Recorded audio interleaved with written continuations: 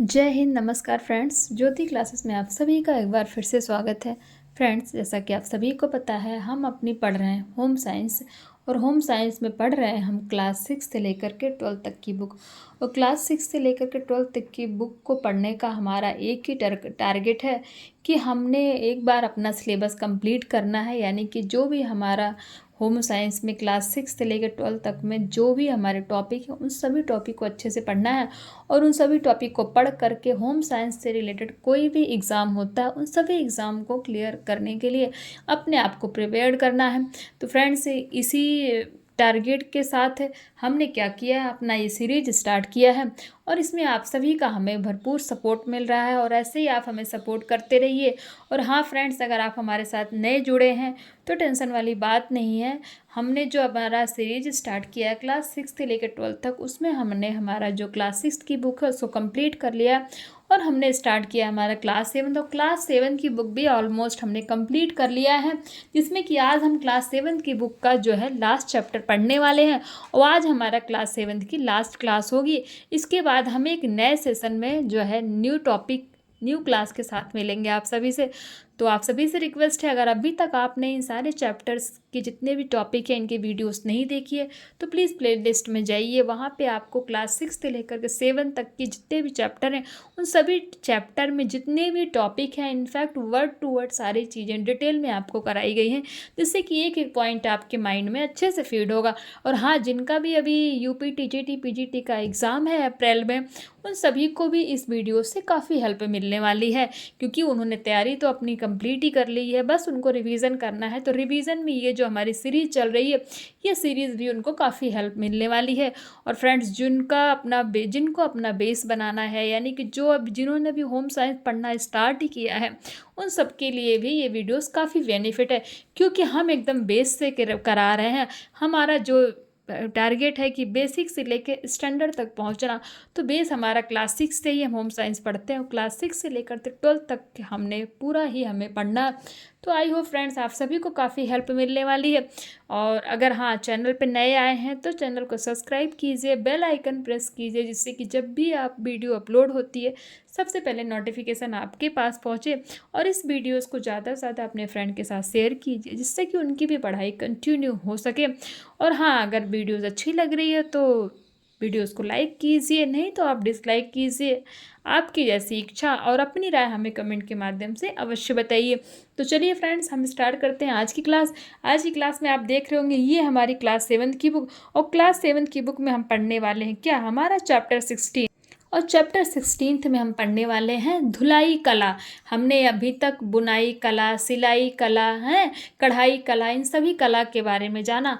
और ये हमारा क्या है, लास्ट धुलाई कला। It means washing of cloth, यानी कि हमें कपड़े को किस तरह धुलना चाहिए, इसके बारे में हम पढ़ने वाले हैं। और इसी के साथ, यानी कि धुलाई कला के साथ ही साथ, ये क्या है, हमारा क्लास 7 की लास्ट क्लास होने वाली है, जिससे कि हमारा जो क्लास 7 वो हम कंप्लीट कर लेंगे। तो ये हमारी लास्ट वीडियो है क्लास 7 की। लास्ट वीडियो आप नहीं कह सकते हैं, क्योंकि आपको पता है हम हर एक चैप्टर को 2 पार्ट में करते हैं। तो आप समझ लीजिए कि हमारा लास्ट टॉपिक होने वाला है। तो चलिए फ्रेंड्स, स्टार्ट करते हैं आज की क्लास। आज की क्लास में हम करने वाले, जैसे हमने आपको बताया धुलाई कला, उसको करने से पहले फ्रेंड्स, जैसे हम हमेशा करते आए हैं, एक बार अपना हमने जो प्रीवियस क्लास में पढ़ा है, एक बार हम क्या करते हैं उसका क्विक रिवीजन लेते हैं। और प्रीवियस क्लास में हमने पढ़ा है हमारा 15 चैप्टर, जिसमें हमने देखा था बुनाई कला। बुनाई कला हमने पढ़ी थी।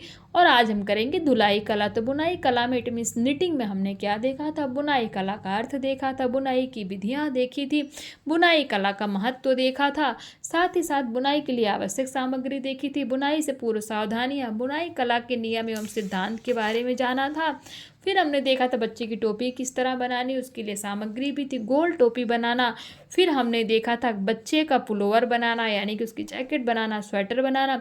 और फिर हमने देखा था क्रोशिया क्या होता है, क्रोशिया कला किस तरह किया जाता है, क्रोशिया के प्रकार, क्रोशिया के चयन, क्रोशिया की बनावट, फिर हमने देखा था क्रोशिया द्वारा बुनने की विधि, यानी कि इन सभी टॉपिक को हमने बहुत ही डिटेल में प्रीवियस क्लास में पढ़ा था। और साथ ही साथ हमने इस चैप्टर के क्या पढ़े थे, स्मरणीय तथ्य, जो कि इसमें बहुत ही इंपॉर्टेंट पॉइंट होते हैं। और उसी के साथ हमने लास्ट में किया था इस चैप्टर की प्रश्नावली, जिसमें हमने बहुविकल्पीय और साथ ही साथ रिक्त स्थान और सही गलत, ये सभी को हमने कंप्लीट किया था। तो आई होप फ्रेंड्स आपका एक बार क्विक रिवीजन हो गया होगा। जो न्यू है नो प्रॉब्लम, आप वहाँ पे प्लेलिस्ट में जाइए, आपको ये चैप्टर बहुत ही डिटेल में कराया गया। शुरू करते हैं आज का टॉपिक, धुलाई कला, it means washing of cloth. देखते हैं, ये हमने, आपको याद होगा जो हमारे पुराने व्यूअर्स हैं वो इसको हमने क्लास 6 में भी पढ़ा है, बस थोड़ा सा इसके बारे में और जानेंगे। मानव द्वारा शरीर की सुरक्षा के लिए वस्त्र धारण किए जाते हैं, अतः शरीर की स्वच्छता के साथ वस्त्रों की सफाई का भी बहुत गहरा संबंध है। वस्त्र पहनने से शरीर का क्या होता है, पसीना वस्त्रों में लग जाता है तथा उनमें धूल के कण भी लग जाते हैं। इन्हीं कारणों से वस्त्र गंदे हो जाते हैं। यदि वस्त्रों को साफ ना किया जाए तो उनमें से दुर्गंध आने लगती है, यानी कि स्मेल आने लगती है, बैड स्मेल आती है। साथ ही रोगों के कीटाणुओं के उत्पन्न हो जाने की भी संभावना हो जाती है। फिर देखते हैं वस्त्रों की धुलाई। वस्त्रों की धुलाई कोई साधारण क्रिया नहीं है, वरन एक कला है। इस कला में निपुणता प्राप्त करने के लिए धुलाई के नियमों एवं उनके प्रयोग का ज्ञान व अभ्यास होना आवश्यक है। नंबर 1, व्यापारिक धुलाई। इस प्रकार की धुलाई उन व्यक्तियों द्वारा व व्यावसायिक प्रतिष्ठानों द्वारा की जाती है जिन्होंने धुलाई के कार्य को अपने पेशे या रोजगार के रूप में अपना लिया है। व्यापारिक धुलाई 2 प्रकार की होती है, धोबी द्वारा और दुकानों अथवा लॉन्ड्री द्वारा वस्त्रों की धुलाई। 2 प्रकार की होती है, हमने देखा कौन सी, धोबी द्वारा और दुकानों अथवा लॉन्ड्री द्वारा वस्त्रों की धुलाई। धोबी द्वारा किस प्रकार होती है, देखते हैं। धोबी द्वारा वस्त्रों को धुलवाना एक प्राचीन रूप है। धोबी वस्त्रों को साफ करने के लिए क्या करता है, रेह, सोडा, सज्जी, साबुन तथा नीम आदि का प्रयोग करते हैं तथा सूती वस्त्रों को भट्टी पर चढ़ाकर साफ किया जाता है। इस प्रकार की धुलाई में मानवीय श्रम की प्रधानता होती है, यानी कि मनुष्य की मेहनत लगती है। नंबर 2, दुकान अथवा लॉन्ड्री द्वारा वस्त्रों की धुलाई। वस्त्रों की धुलाई का यह आधुनिक रूप है। गर्म ऊनी वस्त्र जैसे पैंट, कोट, जैकेट, शॉल, बहुमूल्य रेशमी व जरीदार वस्त्रों को घर पर धोना क्या है, संभव नहीं होता, अतः उन्हें लॉन्ड्री में धुलवाया जाता है। इस विधि में वस्त्रों को धोने के लिए पानी के स्थान पर क्या होता है, साल्वे ऑयल या पेट्रोल का प्रयोग किया जाता है, इसलिए इसे शुष्क धुलाई या ड्राई क्लीन भी कहते हैं। धुलाई की यह विधि अन्य धुलाई से महंगी होती है, यानी कि जिस कपड़े को साल्वे ऑयल या पेट्रोल के द्वारा धुलाया जाता है उसे क्या कहते हैं, इस विधि को शुष्क धुलाई या लॉन्ड्री भी कहते हैं और इसकी धुलाई महंगी होती है। अब देखते हैं घर पर वस्त्रों की धुलाई। धोबी तथा लॉन्ड्री दोनों प्रकार की धुलाई बहुत महंगी होती है, इसीलिए समझदार गृहिणियां क्या करती हैं, घर पर ही वस्त्रों को धोना अधिक अच्छा समझती हैं। धुलाई कला का समुचित ज्ञान इस कार्य में उनकी सहायता करता है तथा केवल बड़े कपड़े जैसे चादर, कंबल तथा गर्म कपड़ों व कीमती रेशमी साड़ियाँ आदि धोने के लिए ही वे लॉन्ड्री का सहारा लेती हैं। आजकल अधिकांश घरों में क्या है, वॉशिंग मशीनों का भी प्रयोग होता है। अब देखते हैं कि घर पर वस्त्र धोने से क्या लाभ होते हैं। घर पर वस्त्र धोने से परिवार को निम्न लाभ होते हैं, कौन कौन से हैं। नंबर 1, धोबी कपड़ों को गंदे पानी, नदियों, तालाबों तथा पोखरों में धोते हैं, जिनके कारण वस्त्र ऊपर से देखने में तो साफ दिखाई देते हैं, लेकिन वस्त्र कीटाणु युक्त बीमारी फैलाने में सहायक हो जाते हैं। नंबर 2, हमें धोबी के आने व वापस लौटने पर आश्रित होना पड़ता है, जिसकी वजह से घर में गंदे कपड़े एकत्र नहीं होते हैं। नंबर 3, घर की गृहिणी को श्रम करने की आदत पड़ जाती है, इस प्रकार वह खाली वक्त का सदुपयोग करती है। नंबर 4 में देखते हैं, धोबी के कपड़ों का एक एक करके हिसाब जोड़ने पर पता चलता है कि उन पर हम अपना कितना धन खर्च कर लेते हैं।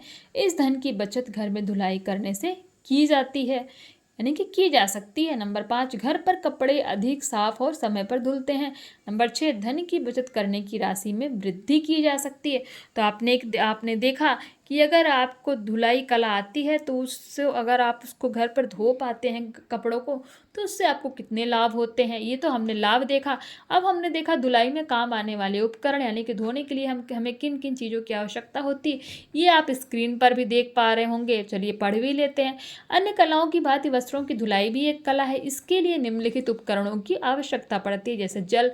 वस्त्रों की धुलाई के लिए जल प्रथम आवश्यकता है। बिना जल के किसी भी वस्त्र को धोया नहीं जा सकता। जल में धोने धोने से वस्त्रों की सारी गंदगी पूर्ण रूप से खत्म हो जाती है। यह कहना अनुचित नहीं होगा कि जल एक अच्छा विलायक है।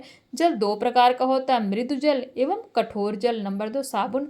वस्त्रों की किस्म को ध्यान में रखते हुए विभिन्न प्रकार के साबुनों का प्रयोग वस्त्रों को धोने के लिए किया जाता है। उदाहरण के लिए सर्फ तथा जटिल बट्टी का साबुन तथा अन्य अच्छी साबुन बाजार में उपलब्ध हैं।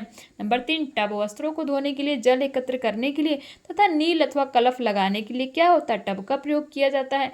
यह अधिकतर प्लास्टिक का बना होता है तथा मग का प्रयोग किया जाता है। यह प्लास्टिक का बना होता है। Number 4, brush. कपड़े धोने का ब्रश प्लास्टिक का बना होता है तथा कफ, कॉलर व वस्त्रों के अधिक गंदे स्थानों को रगड़ने के काम आता है। इसके प्रयोग से वस्त्रों का मैल सरलता से निकल जाता है। नंबर 5, रस्सी। वस्त्रों को धोकर सुखाने के लिए रस्सी प्रयोग की जाती है। रस्सी पर कपड़े फैलाए जाते हैं। नंबर 6, क्लिप या चिमटी। गीले कपड़े हवा में उड़ ना जाएं इसलिए उनमें क्या क्लिप या चिमटी लगाई जाती है। नंबर 7, मुंगरी अथवा डंडा। सूती वस्त्रों को धोते समय उन्हें पीट कर उनकी मैल निकालनी पड़ती है। पीटने की यह क्रिया मुंगरी अथवा डंडे से की जाती है। चादरें, रजाई की खोल आदि का मैल डंडे से पीटकर निकाला जाता है। नंबर 8, नील और रानी पाल। वस्त्र धोने के पश्चात उसमें चमक तथा सफेदी लाने के लिए क्या किया जाता है, नील और रानी पाल का प्रयोग आवश्यक रूप में किया जाता है। नंबर 9, कलफ। सूती साड़ियाँ, कुर्ते, पायजामा आदि में थोड़ा सा कड़ापन लाने के लिए कलफ का प्रयोग किया जाता है। Number 10, washing machine. यह कपड़े धोने का यंत्र यानी कि मशीन है। इससे बिना किसी शारीरिक परिश्रम के ही क्या करते हैं, कपड़े धुले जाते हैं तथा समय की भी बचत होती है। अब देखते हैं वस्त्रों को धोने से पूर्व ध्यान रखने योग्य बातें, यानी कि जब भी आप वस्त्र धो रहे हैं तो आपको किन किन बातों का ध्यान रखना चाहिए उनके बारे में देखते हैं। घर पर वस्त्रों को धोने से पूर्व पहले गृहिणी को निम्नलिखित बातों का ध्यान रखना आवश्यक है। नंबर 1, वस्त्रों को धोने से पूर्व धुलाई की सभी आवश्यक सामग्री को अपने समीप रख लेना चाहिए। इट मीन्स अपने पास रख लेना चाहिए। अब देखते हैं नंबर 2, जिस वस्त्र की सिलाई खुली हो अथवा वस्त्र फटा हो उसे धोने से पूर्व ही ठीक कर लेना चाहिए। कटे फटे वस्त्र धोने से उनके और अधिक फटने का भय रहता है। नंबर 3, सफ़ेद तथा रंगीन वस्त्र सदैव अलग अलग करके धोने चाहिए। कभी भी रंगीन कपड़ों का रंग कच्चा होता है और एक साथ धोने से सफ़ेद कपड़े पर रंग के धब्बे पड़ जाते हैं। नंबर 4, कपड़े में लगे बटन या फीते जिनके धुलकर खराब होने की संभावना हो या उनकी पॉलिश उतर जाने का भय हो, धुलाई करने से पूर्व ही उतार कर रख लेने चाहिए। वस्त्र जब धुलकर सूख जाएं तो क्या करना है, बटन आदि फिर से यथा स्थान पर टांक देना चाहिए, यानी कि जो बटन आपने निकाली है वो उन सभी को क्या करना चाहिए, जब वो सूख जाए तो उनको वापस लगा देना चाहिए। नंबर 5, कमीज। पैंट, कुर्ता, पायजामा आदि वस्त्र जिनमें जेबें होती है उन्हें अच्छी तरह देखकर और खाली करके ही धोना चाहिए क्योंकि कभी कभी जेबों में रुपए या आवश्यक कागजात रखे होते हैं और असावधानी के कारण वस्त्रों के साथ ही धुलकर नष्ट हो जाते हैं। यानी कि बोलते हैं जब भी पैंट वैंट धोना है उसको चेक कर लेना है कि पॉकेट में कुछ रखा तो नहीं है। अब देखते हैं सूती वस्त्रों की विधियाँ हैं कि सूती वस्त्र को किस तरह धोया जा सकता है, उनको धोने की विधियों पर प्रकाश डालते हैं। सूती वस्त्रों की धुलाई के लिए आवश्यक सामग्री क्या होगी, वही टब, बाल्टी, पटरा, मुंगरी, साबुन, नील, टिनोपाल, कलफ, रस्सी, क्लिफ, ब्रश। नंबर 1, साबुन लगाकर धोना। इस विधि में वस्त्रों को धोने से पूर्व लगभग 1 घंटे तक पानी में भिगोकर रख देना चाहिए जिससे उनका मैल फूल जाए। उसके पश्चात कॉलर, बाँह व पायचे आदि पर साबुन लगाकर उनको रगड़कर मैल छुड़ा लेना चाहिए। फिर उन्हें साफ पानी में तब तक निकालना चाहिए जब तक कि उनका मैल व साबुन भली प्रकार से ना निकल जाए। तत्पश्चात वस्त्रों में आवश्यकता अनुसार नील, टिनोपाल या कलफ लगाकर सुखाना चाहिए। नंबर 2, उबाल कर धोना। रजाई के सफ़ेद खोल व अन्य अधिक गंदे सफ़ेद वस्त्रों को उबाल कर धोना, यानी कि पानी उबाल कर उसमें धोना चाहिए। उबालने से मतलब समझ में आया ना कि उबले पानी में धोना चाहिए। इसके लिए एक बड़े भगोने में पानी, साबुन का चूरा या कपड़े धोने का सोडा डालकर आग पर चढ़ा देते हैं। जब मिश्रण पानी में पूर्ण रूप से घुल जाता है तो गंदे कपड़े को उसी पानी में डालकर 15 से 20 मिनट तक भिगो कर रखते हैं तथा ठंडा होने पर वस्त्रों को मुंगरी क्या होता है, एक मोटा सा होता है, मम्मी हमारी वो करती थी, पीटने के लिए काम आता है, तो वो होता है मुंगरी से पीट कर या ब्रश से रगड़ कर धोते हैं। इसके पश्चात कपड़ों को बार बार साफ पानी में खंगाला जाता है तथा अंत में आवश्यकता अनुसार नील, टिनोपाल या कलफ लगाकर सुखाया जाता है। अब देखते हैं रंगीन सूती वस्त्रों को धोने की विधियाँ। ये तो हमने देखी सूती वस्त्रों को जो सिंपल होते हैं उनको धोने की विधियाँ। अब रंगीन के बारे में देखते हैं। रंगीन सूती वस्त्रों को सफ़ेद वस्त्रों से अलग ही धोना चाहिए तथा इन्हें धोते समय निम्न सावधानियाँ रखनी चाहिए। क्या क्या है देखते हैं। नंबर 1, रंगीन सूती वस्त्रों को उबाल कर नहीं धोना चाहिए। यानी कि हमने क्या देखा, सूती वस्त्रों को उबले पानी में धोना चाहिए, लेकिन जब रंगीन सूती वस्त्र आप धो रहे हो तो उनको उबाल कर पानी में नहीं धोना चाहिए। आवश्यकता पड़ने पर इन्हें हल्के गुनगुने पानी में, अगर ज़रूरत हो तो बहुत हल्का गुनगुना पानी, वो पानी उबला ना हो, धोना चाहिए। रंगीन वस्त्रों को धोने के लिए मोदी, रिन या किसी अच्छे डिटर्जेंट सर्फ का ही प्रयोग करना चाहिए। नंबर 4, रंगीन वस्त्रों को रगड़कर नहीं धोना चाहिए। रगड़ने से उनके रंग व प्रिंट क्या होते हैं, धुंधले पड़ जाते हैं, यानी कि छूटने लगते हैं। नंबर 5, इन्हें अधिक देर तक साबुन के घोल में नहीं रखना चाहिए। अब देखते हैं वस्त्रों में नील लगाना। सफ़ेद सूती वस्त्रों में पीलेपन को दूर करके पुनः सफ़ेदी तथा चमक लाने के लिए नील का प्रयोग किया जाता है। वस्त्र धोने से पूर्व ही एक गहरे तथा चौड़े मुंह वाले बर्तन जैसे टब, तसला अथवा बाल्टी में नील का जल क्या कर लें, तैयार कर लेना चाहिए। जल की मात्रा इतनी हो कि वस्त्र उसमें डूब जाए। नील को सीधे ही इस जल में नहीं घोलना चाहिए। उचित विधि यह है कि पहले कपड़े में थोड़ा नील, वस्त्रों पर एक समान नील चढ़ता है, थोड़ा नील डालकर उसकी पोटली बना लें। अब इस पोटली को जल में घोलकर नील का जल तैयार करें। इससे सभी वस्त्रों पर एक समान नील चढ़ता है तथा धब्बे भी नहीं पड़ते। नील हल्का ही घोलना चाहिए, अन्यथा क्या होगा, कपड़े नीले हो जाते हैं। यानी कि बहुत हल्का ही नील डालना चाहिए। बहुत ज़्यादा नील डाल देंगे तो वो चमक लाने के बजाय क्या हो जाएंगे, कपड़े नीले पड़ जाएंगे। वस्त्रों को जल से निकालकर अच्छी तरह निचोड़कर धूप में सुखा लेना चाहिए। अब नील लगाते समय हमें कौन कौन सी सावधानियां बरतनी है देखते हैं। नील अधिक नहीं लगाना चाहिए, इससे वस्त्र क्या होते हैं, नीले पड़ जाते हैं। नंबर 2, नील लगे वस्त्र को अधिक निचोड़ कर नहीं धोना चाहिए, यानी कि अधिक नहीं निचोड़ना चाहिए। ऐसा करने से उनका नील निकल जाता है। नंबर 3, नील लगे कपड़े को सदैव धूप में ही सुखाना चाहिए। नील का पानी सदैव चौड़े मुंह वाले बर्तन में बनाना चाहिए। नंबर 5, नील के पानी में वस्त्र सदैव तह घोल कर तथा झटक कर ही डालने चाहिए। इससे कपड़े पर नील सदैव एक सार लगता है। नील को अधिक पानी में नहीं डालना चाहिए, यानी कि नहीं घोलना चाहिए। जितनी आवश्यकता हो उतनी ही नील का पानी तैयार करना चाहिए। अब देखते हैं टिनोपाल लगाने की विधि। आधुनिक युग में वैज्ञानिक आविष्कारों की देन टिनोपाल है। नील के समान यह भी वस्त्रों के पीलेपन को दूर करता है तथा वस्त्रों में चमक लाता है। एक प्याला गर्म जल में 1 चम्मच टिनोपाल डालकर उसका घोल तैयार कर लेना चाहिए। इस घोल को जल से भरे टब अथवा बाल्टी में डालकर मिला लेना चाहिए। अब इस जल में वस्त्र डालकर 20 मिनट से आधे घंटे की अवधि तक भिगो देना चाहिए। इसके पश्चात इन्हें निचोड़कर सूखने के लिए डाल देना चाहिए। अब देखते हैं कलफ लगाना। वस्त्रों को कलफ अनेक चीज़ों से बनाकर लगाया जाता है। कलफ लगे कपड़े पर क्या होता है, इस्त्री करने से चमक आ जाती है, यानी कि जब उनको आप प्रेस करोगे, जिन कपड़ों पर कलफ लगा है वो साइन करेंगे, यानी कि उसमें चमक आ जाएगी तथा उन पर धूल कम जमती है। जिस वस्त्रों पर कलफ लगा होता है, आपसे क्वेश्चन पूछा जा सकता है किस तरह के वस्त्रों पर धूल कम जमती है, तो जिस वस्त्र पर कलफ लगा होता है, इट मीन्स कलफ लगे वस्त्रों पर क्या होती है, धूल कम जमती है। कलफ बनाते समय कलफ में मोम, इसके छोटे छोटे टुकड़े करके तथा बोरेक्स भी डालना चाहिए। मोम डालने से प्रेस करने में आसानी रहती है तथा बोरेक्स से कपड़े में चमक आती है। कलफ 3 प्रकार का होता है। कैसा, ध्यान से देखिएगा, बहुत इंपॉर्टेंट है। कलफ 3 प्रकार का होता है। नंबर 1 गाढ़ा कलफ, नंबर 2 मध्य कलफ, नंबर 3 पतला कलफ। पहले गाढ़ा कलफ बनाया जाता है, फिर उसमें थोड़ा पानी मिलाने से मध्यम तथा अधिक पानी मिलाने से क्या हो जाएगा, पतला कलफ तैयार किया जाता है। कलफ बनाया कैसे जाता है, कलफ कई चीज़ों से बनता है, जैसे अरारोट, गोंद, मैदा, साबूदाना व चावल का कलफ। आजकल बना बनाया कलफ भी बाजार में उपलब्ध है। चावल का कलफ बनाने की विधि देखते हैं। इस कलफ के बनाने के लिए आधा लीटर पानी, 2 बड़े चम्मच चावल, आधा चम्मच सुहागा तथा आधा चम्मच मोम मिलाकर पका लेते हैं। इन चावलों के पक जाने के बाद इन्हें घोट कर फिर से बारीक छलनी अथवा महीन कपड़े से छानकर आवश्यकता अनुसार जल में क्या करते हैं, घोल लेते हैं। मैदा का कलफ 400 ग्राम जल में 3 चम्मच मैदा डालें, उसी में 1/2 चम्मच क्या करें, सुहागा तथा 1 चम्मच पिसा हुआ मोम डालकर इसका घोल तैयार कर लेते हैं। अब इस घोल को आग पर चढ़ाकर पकाते हैं।